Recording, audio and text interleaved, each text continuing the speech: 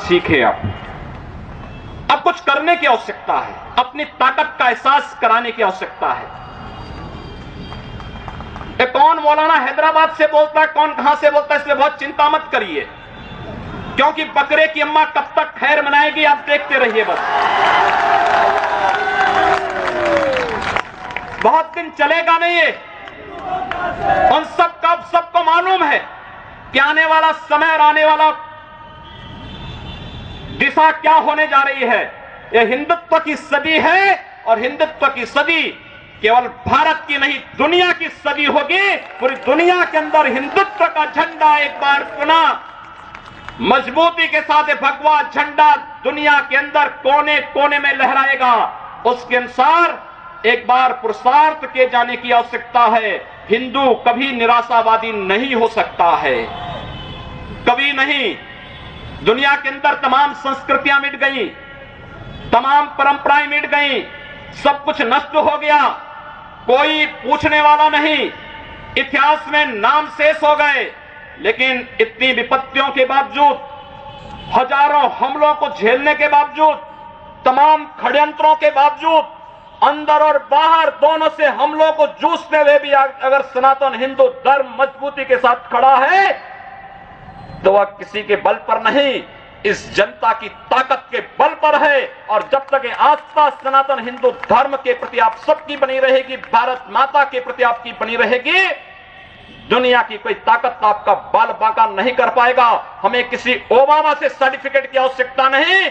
हिंदुत्व पर जो प्रहार करेगा उसको महाप्रलय को स्वयं आमंत्रित कर देगा, उस महाप्रलय की चपेट में स्वयं भी आएगा। इस बारे में किसी को कोई गलतफहमी नहीं होनी चाहिए। और इसलिए बंधुओं, आप सबका मैं आह्वान करूंगा।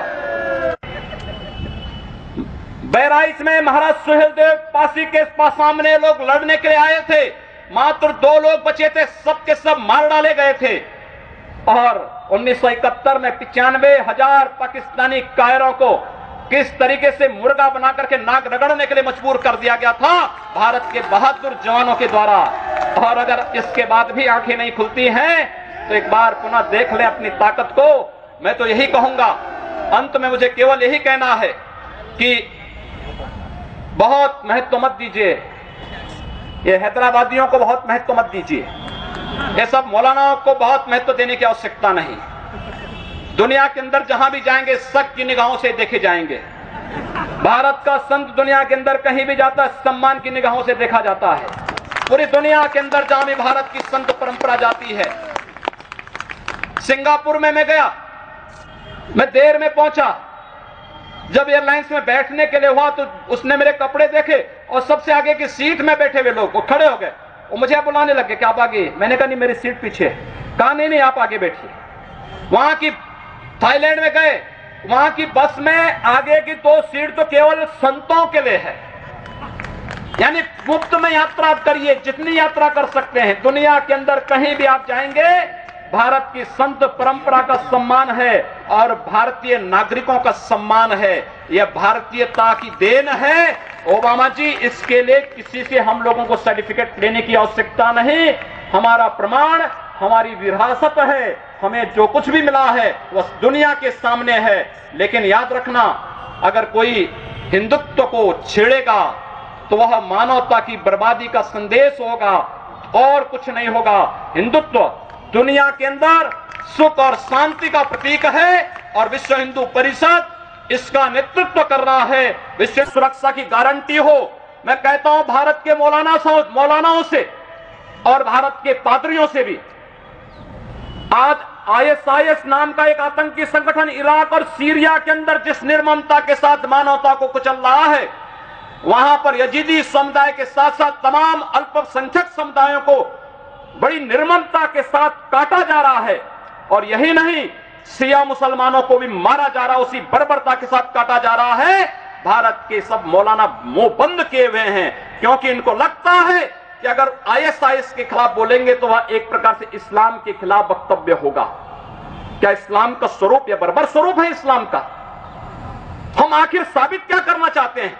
जब पाकिस्तान के अंदर वहां पर धर्मांतरण की गतिविधियों में लिप्त पादरियों की निर्मम हत्या होती है तो ओबामा कुछ नहीं बोलते, तब ब्रिटेन कुछ नहीं बोलता, तब ऑस्ट्रेलिया कुछ नहीं बोलता, तब दुनिया के अंदर वेटिकन सिटी से कोई आवाज नहीं निकलती है। मैं एक दिन पढ़ रहा था मक्का के बारे में, सऊदी अरब के इस पवित्र शहर के बारे में। कहा जाता है कि मक्का में कोई गैर इस्लामिक नहीं जा सकता, कोई गैर मुसलमान वहां नहीं जा सकता। वेटिकन सिटी के बारे में पढ़ रहा था, वहां गैर ईसाई नहीं जा सकता। लेकिन काशी हिंदुओं की सांस्कृतिक राजधानी है, धार्मिक नगरी है, काशी के अंदर सब लोग आ सकते हैं। अब उदार कौन है?